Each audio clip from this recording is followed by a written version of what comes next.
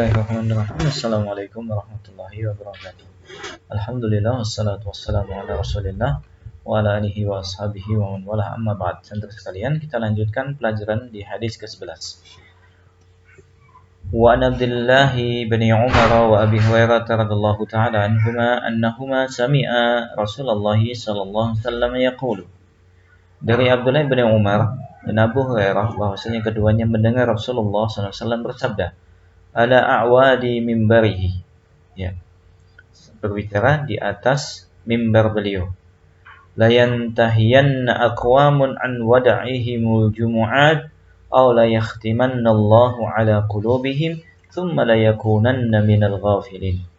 Hendaknya ya kaum-kaum itu betul-betul berhenti dari meninggalkan salat Jumat, atau Allah akan betul-betul timpakan atas hati-hati mereka, ya, kemudian mereka benar-benar menjadi orang yang lalai. Ya. Dalam hadis ini Rasulullah Shallallahu Alaihi Wasallam menghabarkan kepada kita bahwasanya Allah Subhanahu Wa Taala memberikan syariat yang agung dan besar, merupakan bentuk ibadah yang agung di sisi Allah bagi setiap Muslim. Ya. Dan hal tersebut, ya, akan menjadi, ya, tonggak, ya, kehidupan yang baik bagi mereka. Ya. Disyariatkannya sholat jamaah, sholat Jumat, terdapat padanya peringatan bagi kaum mukminin. Ya, maka wajib bagi kaum mukminin untuk betul-betul memperhatikan ibadah yang agung tersebut. Barang siapa yang meninggalkan ibadah tersebut sengaja, tidak ada udzur syar'i, ya, terlebih salat Jumat, maka dia akan ditutup hatinya oleh Allah Subhanahu wa taala. Maka hadis ini menunjukkan haramnya meninggalkan salat Jumat karena besarnya hukuman yang ditimbulkan atasnya.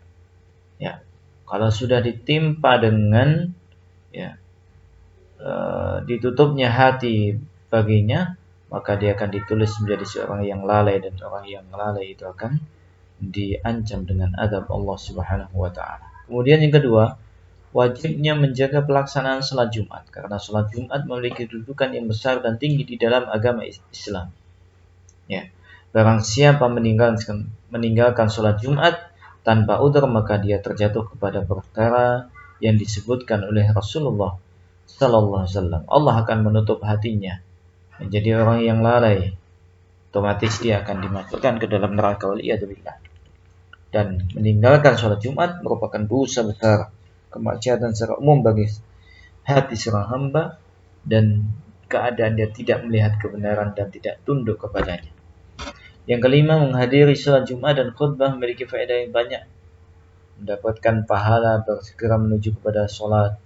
Ya, siapa yang datang di awal dia mendapatkan pahala seperti kurban dengan unta dan seterusnya. Ya, bisa mendengar, ya, wejangan-wejangan dari khutbah Jumat, juga mencontoh Rasulullah Sallallahu Alaihi Wasallam. Nah, kemudian hadis yang ke-12, Al-Thawban radhiyallahu ta'ala maula Rasulillah Sallallahu Alaihi Wasallam, anna Rasulullah Sallallahu Alaihi Wasallam qala, "Alaika bi kasrati sujudi lillah, fa innaka la tasjudu lillahi sajdatan illa rafa'aka Allah biha darajatan wa khata'anka biha khati'atan." Ya, hendaknya engkau banyak melakukan sujud kepada Allah, banyak melaksanakan salat sunnah, karena sesungguhnya tidaklah engkau bersujud kepada Allah satu kali kecuali Allah akan mengangkat derajatmu dan menghilangkan kesalahanmu dengan sujud tersebut. Satu sujud mengangkat derajat dan menghilangkan dosa ataupun kesalahan kita. Maka di sini ada keutamaan untuk senantiasa menjaga sholat, ya, masuk badannya sholat wajib dan sholat sunnah, juga menjaga pelaksanaan sujud, di mana dalam sujud hendaknya seorang khusyuk, karena di situ adalah tempat di mana salah seorang hamba itu dekat, ya, dengan Allah Subhanahu wa taala, dan termasuk perkara ataupun waktu yang mustajabah dalam berdoa kepada Allah Subhanahu wa taala. Ya. Maka Islam adalah agama yang mensyariatkan semua perkara yang mendekatkan diri kepada Allah dan menganjurkan ya pemeluknya untuk senantiasa melakukan hal-hal yang bisa menghapus dosa-dosa ya, mereka dan bisa mengangkat derajat mereka. Ya. Maka salat nafilah, salat sunnah satu hal yang sangat memiliki keutamaan yang besar di sisi Allah Subhanahu wa taala. Baik. Di situ ada tugas di situ, tolong dikerjakan ya. Termasuk di sini evaluasinya. Ya, sampai di sini. Subhanakallahumma wa hamdika asyhadu an la ilaha illa anta astaghfiruka wa atubu ilaik. Wassalamualaikum warahmatullahi wabarakatuh.